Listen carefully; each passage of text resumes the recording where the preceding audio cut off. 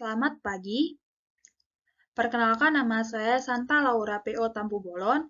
Di sini saya akan menjelaskan mengenai keselamatan dan kesehatan kerja atau K3. Yang pertama, Undang-Undang dalam Keselamatan dan Kesehatan Kerja yaitu Undang-Undang Nomor 1 Tahun 1970 mengenai keselamatan kerja. Adapun dasar pertimbangan ditetapkannya Undang-Undang Nomor 1 Tahun 1970 ini, yaitu yang pertama, tenaga kerja berhak mendapat perlindungan atas keselamatan kerja. Di sini, tenaga kerja yang dimaksud ialah orang-orang atau seluruh tenaga kerja yang berada di lingkungan kerja tersebut. Yang kedua, orang lain di tempat kerja perlu dijamin keselamatannya. Adapun orang lain yang dimaksud ini yaitu orang-orang yang berada di lingkungan kerja yang memiliki izin masuk. Contohnya seperti visitor ataupun masyarakat yang memiliki izin. Di sini juga tempat kerja yang dimaksud yaitu sebuah ruangan atau lapangan, baik itu tempat terbuka ataupun tertutup, baik berpindah-pindah ataupun tetap. Di mana unsur tempat kerja yaitu yang pertama, ada tenaga kerja, yang kedua ada sumber bahaya, dan yang ketiga yaitu memiliki usaha atau kegiatan yang akan dilakukan. Selanjutnya dasar pertimbangan yang ketiga yaitu sumber-sumber produksi dapat dipakai secara aman dan efisien. Kita masuk ke slide yang kedua, yaitu mengenai Panitia Pembina Keselamatan dan Kesehatan Kerja atau P2K3. Adapun tujuan pembentukan P2K3 ini yaitu yang pertama, untuk mendorong kerjasama manajemen dan pekerja terhadap masalah K3. Yang kedua, untuk menyediakan forum dialog atau forum diskusi antara manajemen dan pekerja mengenai masalah K3. Yang ketiga, memainkan peran penting dalam pengembangan program pengendalian bahaya di tempat kerja. Yang keempat, mengkomunikasikan atau menyebarkan informasi mengenai K3. Yang kelima, penyampaian rekomendasi K3 kepada manajemen.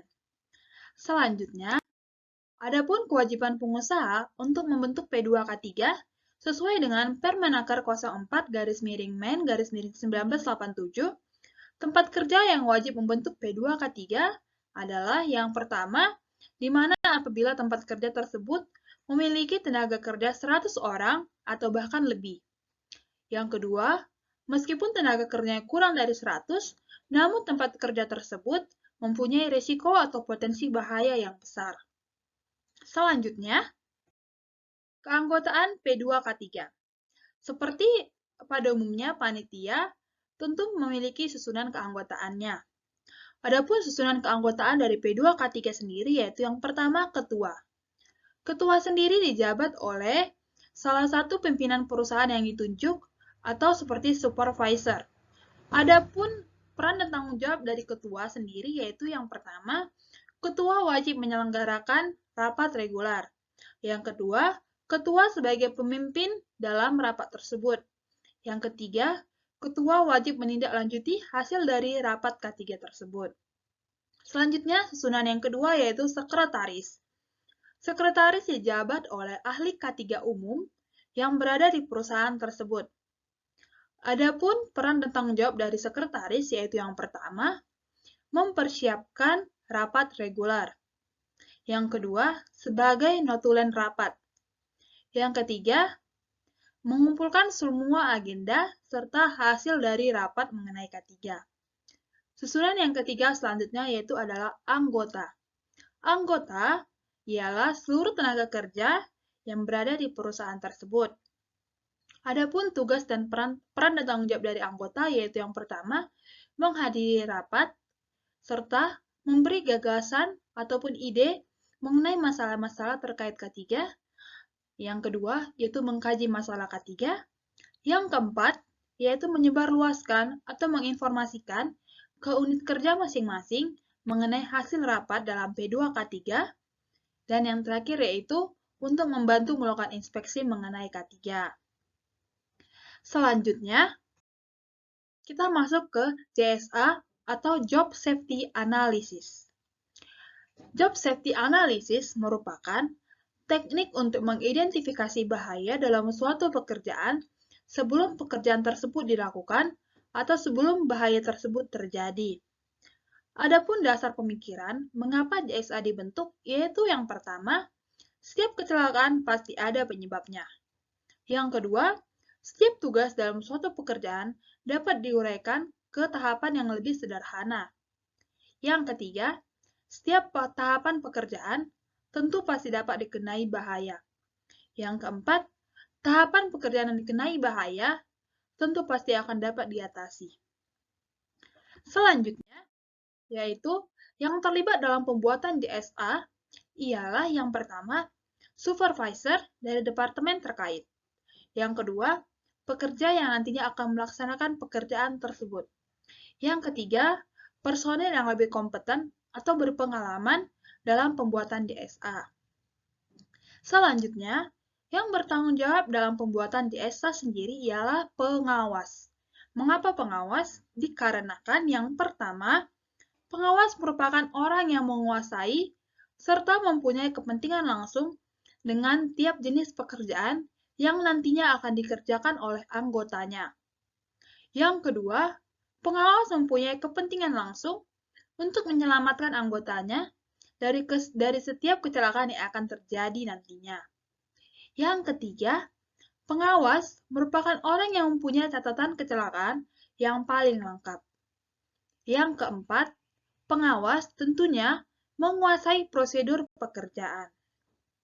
Selanjutnya, ialah tahapan membuat JSA. Dalam pembuatan JSA, ada beberapa tahapan yang perlu dilakukan, yaitu yang pertama, memilih pekerjaan. Di sini, memilih pekerjaan dapat dilakukan berdasarkan tingkat kekerapan dan tingkat keparahan. Adapun tingkat kekerapan yang dimaksud yaitu seberapa banyak kecelakaan tersebut terjadi, seberapa sering jumlah kecelakaan tersebut terjadi. Selanjutnya, tingkat keparahan berarti bahwa seberapa parah kecelakaan dalam pekerjaan tersebut terjadi. Selain itu, memilih pekerjaan juga harus dilihat apakah pekerjaan tersebut merupakan pekerjaan yang baru atau merupakan hasil dari suatu modifikasi. Selanjutnya, yang kedua ialah menguraikan pekerjaan. Menguraikan pekerjaan di sini yaitu pekerjaan yang telah kita pilih tadi akan kita uraikan ke dalam suatu langkah-langkah yang nantinya langkah-langkah tersebut akan diurutkan dari langkah yang paling awal hingga langkah yang paling akhir saat pekerjaan tersebut telah selesai. Yang ketiga, identifikasi bahaya. Identifikasi bahaya di sini akan ditulis berdasarkan setiap langkah-langkah yang telah kita buat dalam uraian pekerjaan tadi. Di mana setiap uraian pekerjaan itu tentu memiliki identifikasi bahaya atau potensi bahaya. Di sini dapat kita tentukan apakah pekerja nantinya akan kontak dengan listrik, akan mengalami terjatuh dari ketinggian, ataupun terjepit. Identifikasi bahaya dapat dilakukan dengan beberapa hal, yaitu yang pertama, melalui observasi langsung atau penelitian secara langsung di lingkungan kerja. Yang kedua, melalui wawancara langsung kepada para tenaga kerja, seberapa sering jenis kecelakaan tersebut terjadi. Selanjutnya, tahapan yang keempat ialah tindakan pencegahan dengan pengendalian.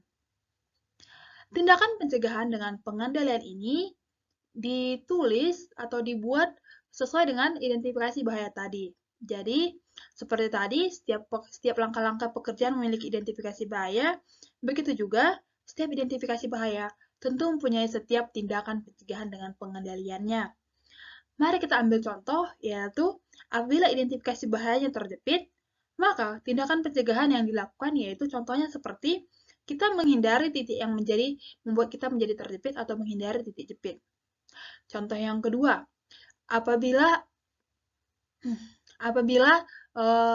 terjatuh dari ketinggian, tindakan pencegahan yang kita lakukan yaitu menggunakan APD sebagai alat pencegah jatuh, contohnya seperti safety belt atau safety penolong. Selanjutnya, tindakan pengendalian resiko dapat dilakukan menjadi 5 tahapan, di mana tahapan pertama yaitu eliminasi atau menghilangkan. Eliminasi artinya menghilangkan.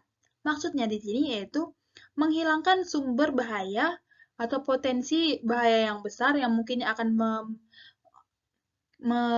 membuat karyawan menjadi susah, tenaga kerja menjadi susah dalam bekerja. Hal ini digunakan untuk meminimalkan kecelakaan terjadi. Selanjutnya yang kedua yaitu substitusi atau menggantikan.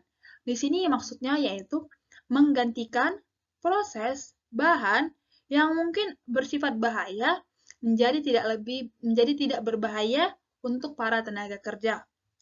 Selanjutnya, yang ketiga yaitu engineering control.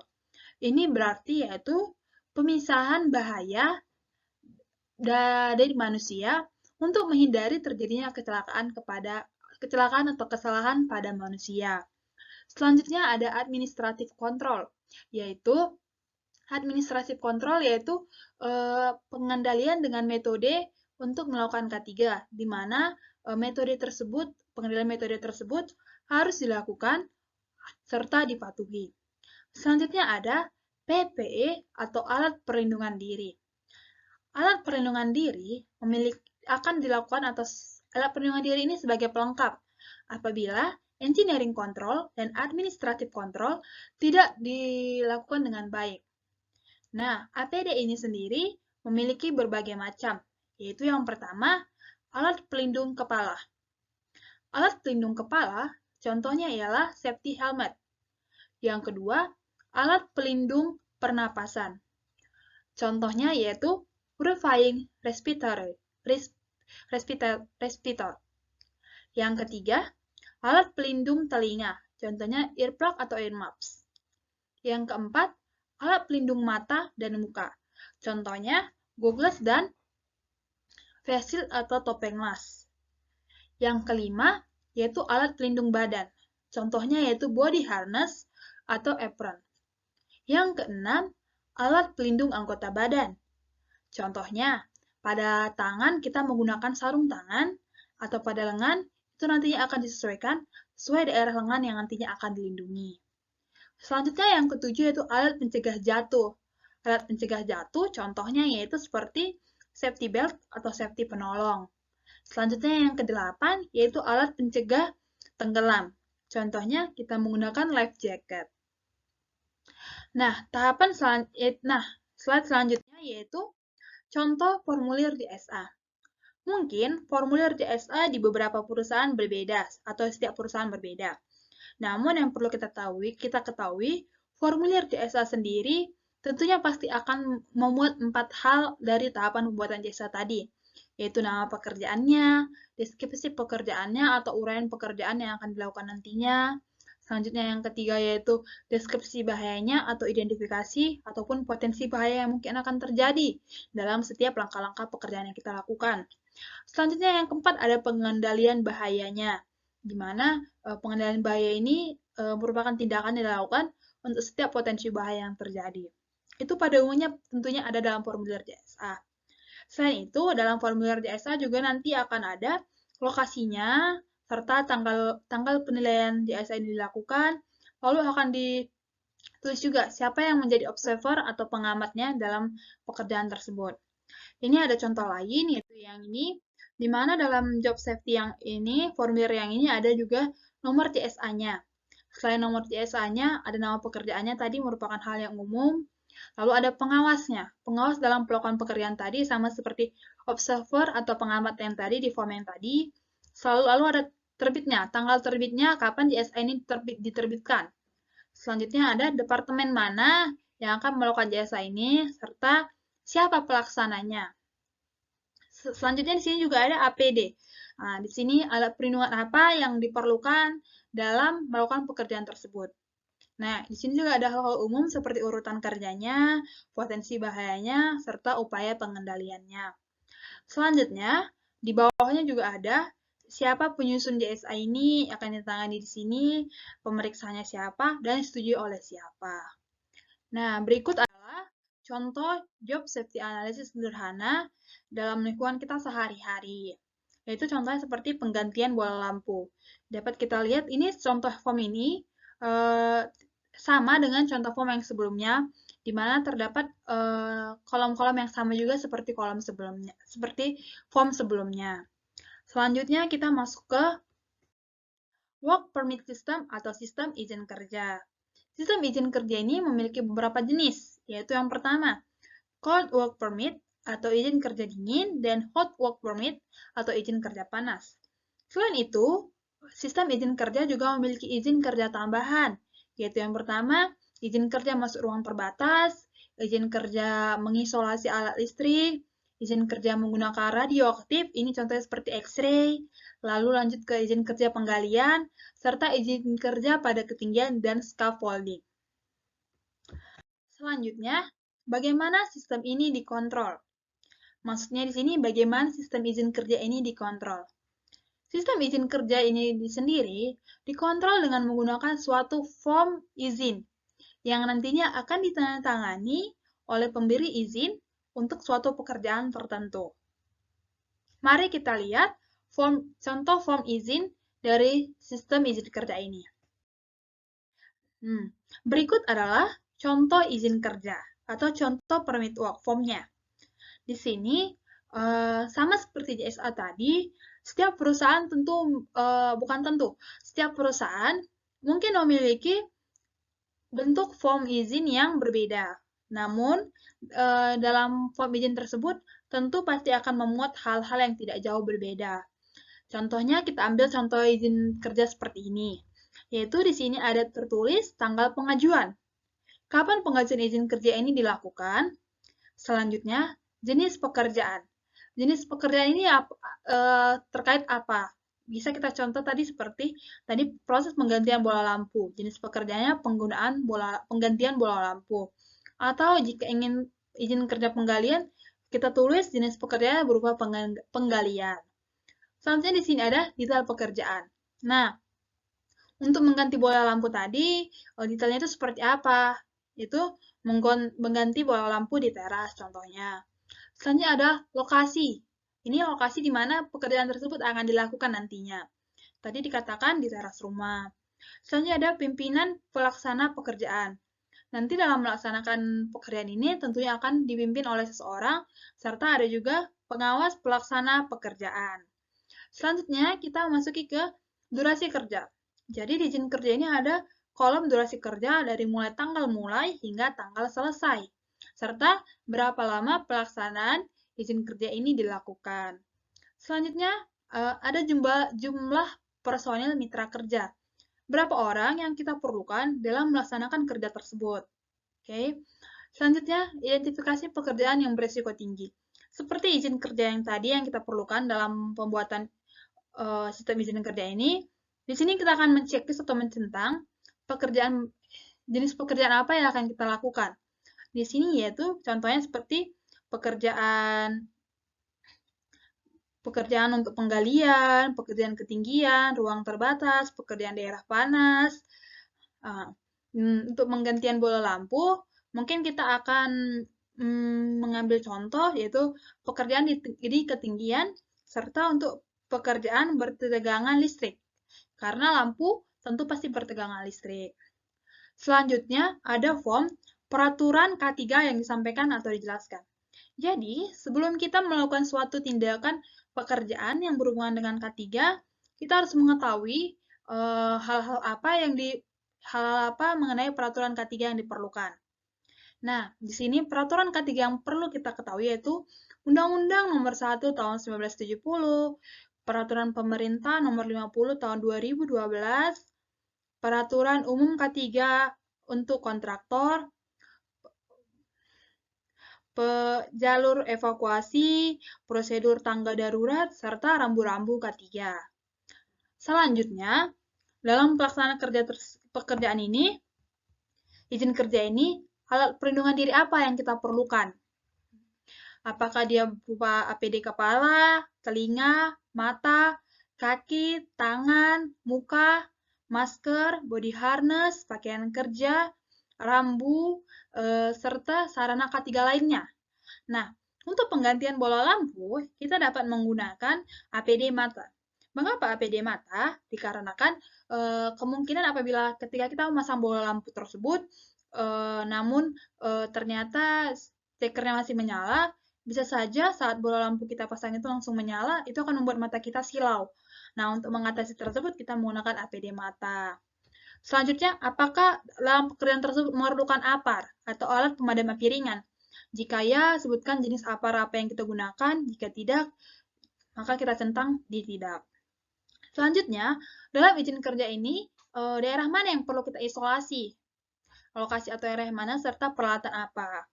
Selanjutnya yang terakhir yaitu pengesahan izin kerja aman. Di sini apabila setelah kita selesai mengisi permit work ini, maka akan disahkan. Diajukan oleh siapa, diperiksa dan setuju oleh siapa. Selanjutnya, apabila sudah selesai, maka akan ditandatangani di bagian pengesahan setelah selesai pekerjaan. Apabila permit work ini dari awal mulai harus disahkan dan pada saat selesai juga perlu diselesaikan. Baik, berikut contohnya. Ini yang di sebelah kanan, yaitu contohnya tadi penggantian bola lampu, APD yang jenis pekerjaannya bertegangan listrik dan di ketinggian, serta APD yang digunakan APD mata, tidak memerlukan APAR. Lokasi yang perlu diisolasi yaitu breaker atau pemutus sirkuit. Baik, permintaannya sudah selesai. Demikian penjelasan saya mengenai K3 serta penerapannya, serta pembuatan jasa dan permit work dalam lingkungan kerja. Untuk perhatiannya, saya ucapkan terima kasih. Selamat pagi.